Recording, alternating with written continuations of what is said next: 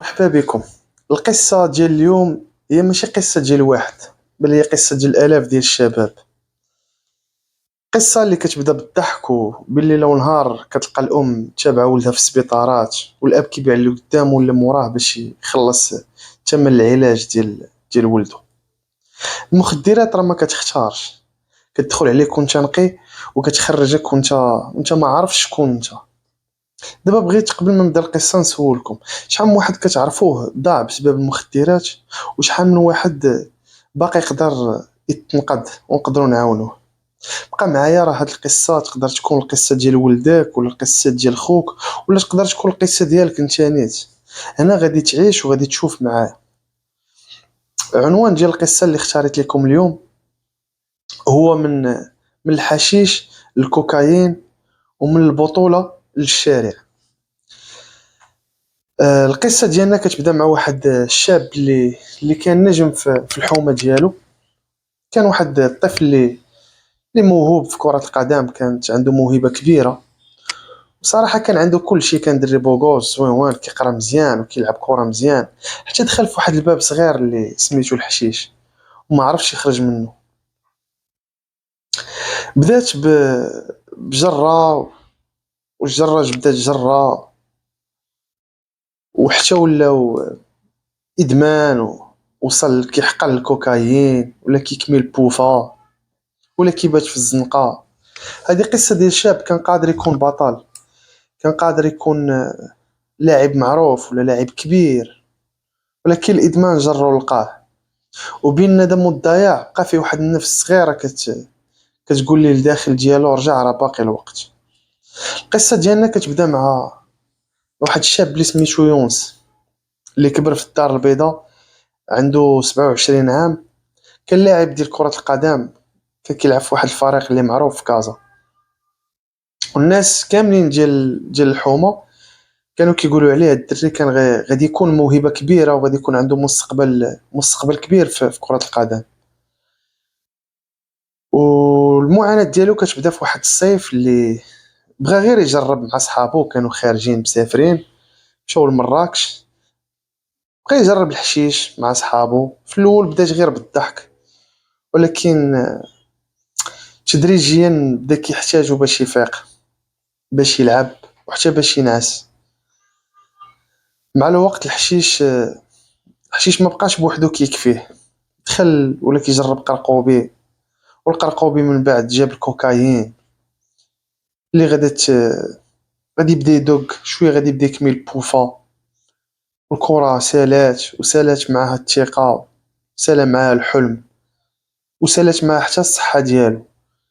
بدا كيكذب على والديه، كيسرق من دارهم فلوس. مو مرضات بالهم، وباه مسكين جاتو بحال الصدمة. كان كيشوف ولدو غادي في واحد الطريق، حتى كيشوف ولدو راه كيضيع قدامه. حتى لواحد النهار غادي يجيو الدراري صحابو كيجريو لدارهم، غادي يدقوا على والديه غيقول لهم جريو راه يونس راه طايح في الزنقة، راه شادو شي كريز وطايح. مشاو كيجريو هزوه داوه للسبيطار، دخلوا عند الطبيب قال لهم الدري خصو دابا يدير اوبيراسيون ولا غادي يموت. دخلوه دار لوبيراسيون، برك في السبيطار تقريبا واحد الشهر. مورا ما خرج من السبيطار دخلوه المركز ديال اعاده التاهيل ديال الادمان، اللي غادي يبرك فيها مده ديال 6 شهور. الشهور الاولى كانت بحال الجحيم بالنسبه ليه، كان كيبكي وكيتخلع، كيبغي يهرب كاع من هذاك المركز. ولكن كان واحد العامل اجتماعي تما اللي وقف معاه، كان كيعرفو، وقف معاه ديال بصح، زرع ليه الامال وبين لي بان راه باقي صغير وراه باقي يقدر يكون مثال، غير هو القرار راه باقي عنده. بدا بشويه بشويه، بدا كيقرا يوميات ديال الشباب اللي دازوا من نفس الجحيم وخرجوا، وبدا كياخذ العبره.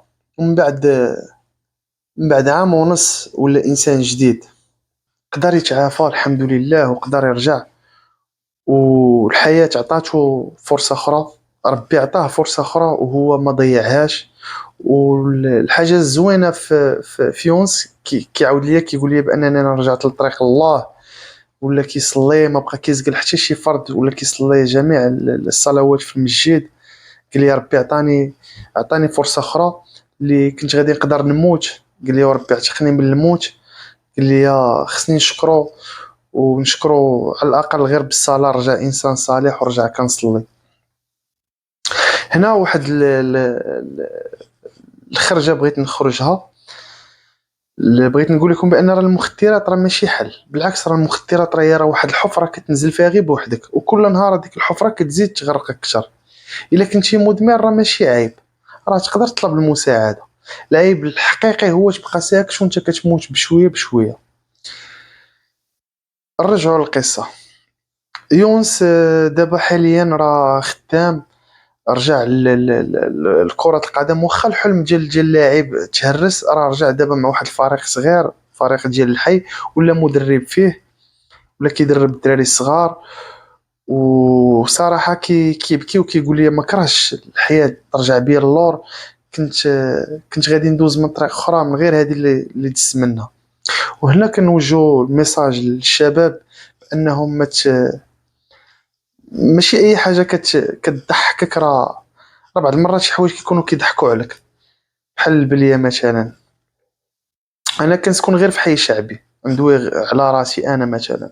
انا كنسكن في حي شعبي والحاجه اللي كتبقى فيا كنشوف بزاف ديال الدراري الصغار ولا الدربنه كيمشيو ولا هذيك الشيشه الكتريك، ولا دوك السجائر الالكترونيه. كنشوف دراري صغار بزاف كيمشيو كتعجبهم هذيك السيجاره الالكترونيه، هي بالريحه ديال الخوخ، هي بالريحه ديال المونكر. البليه كتبدا غير بحال هكا، كتبدا غير باجي نجرب، اجي نشوف. لا هذه ما كدير والو، هذه غير شيشه. من بعد كتجيب الكارو كيجيب الحشيش، الحشيش كيجيب قرقوبي كيجيب الكوكايين. الله يسر الانسان كيكون غادي زوين ولد دارهم حتى كيلقى راسو كيشفر باش يجيب. حيت راه في الاول راه كتبدا غير بجوج نطرات 3 نطرات. نكمي واحد الجوان مع الدراري، من بعد كتولي خصك طريفه، من بعد كيولي خصك يوميا تشري داك الشيء. اذا كيولي خاصك فلوس.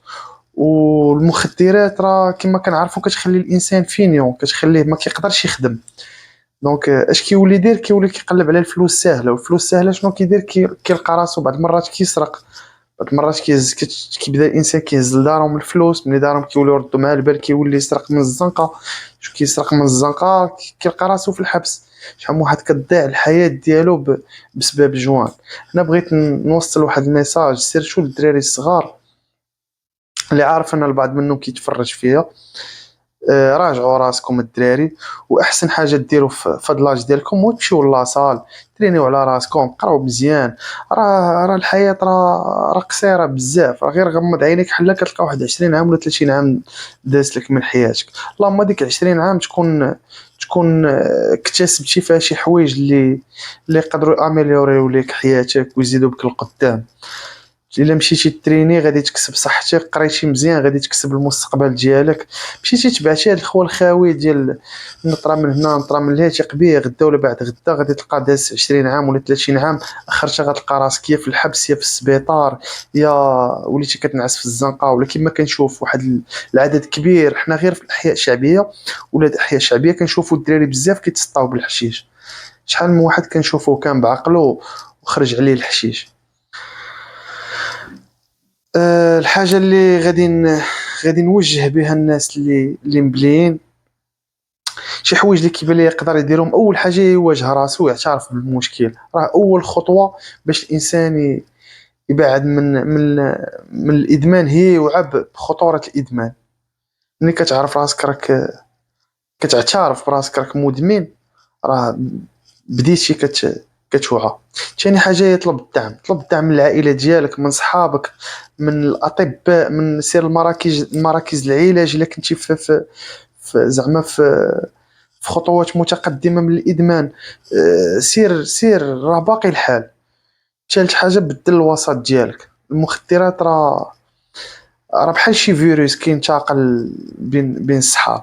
الا كنتي مبلي وفي واحد لونتوراج ديال الدراري مبليين، بعد على دوك الدراري. اول حاجه باش دير باش تخرج من البليه هي تبعد على صحاب البليه، تعطيهم اتساع كاريمون. تبدل الوسط، والانسان يحاول يدير شويه الرياضه، يعمر وقته بشي خدمه، يحاول الانسان يبني الذات ديالو. هذه اهم حاجه اللي كتبان ليا. والحاجه اللي بغيت نقول لكم بان الحياه راه ما كتساليش، ما حد الروح باقا كطلع وتهبط، كل نهار كتعيشو جديد هو فرصه جديده فين تبدا من جديد. وصلنا للختام ديال الحلقه ديالنا. بغيتكم تكتبوا لي في التعاليق واش عمركم عرفتوا شي حد تهلك بالادمان، ولا بغيتي توصل الرساله ديالك لشي واحد ما قدرش يخرج من داك الجحيم. تقدر تكون هاد الحلقه تبارطاجيها معاه باش يستافد. بارطاجيو هاد الفيديو يمكن يوصل للقلب ديال شي واحد اللي محتاج يسمعه. وكنشكركم على حسن الاستماع. الا وصلتي حتى لهنا خلي لنا شي لايك ودير اشتراك الا ما مشتركش في القناه، ونضربوا لكم موعد في الحلقه الجايه. شكرا.